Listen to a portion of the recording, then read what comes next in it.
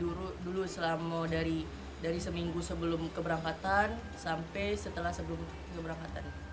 Setelah keberangkatan pulang izinin.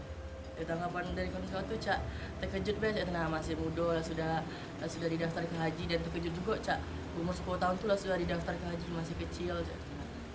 Terus juga mereka tuh bangga Cak, semangat dari keluaran dari 17 Cak haji. Ada titipan doa, ada Banyak titipan doa, titipan Cak, misalnya sukses masuk fakultas kedokteran gigi, mereka tuh Cak.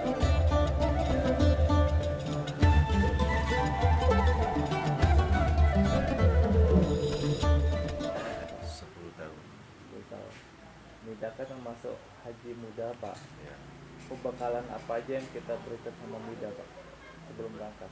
Bekalan untuk agama Islamnya lebih sebenarnya lebih ngerim lah gitu. Sebab kan kalau seumpama ada apa-apa, yang penting dia sudah dibekali dengan untuk berhaji, jadi dia bisa ngerim antara yang ini kan, jadi dia agak inilah kira-kira pembekalannya supaya lebih taat lagi beribadah gitu.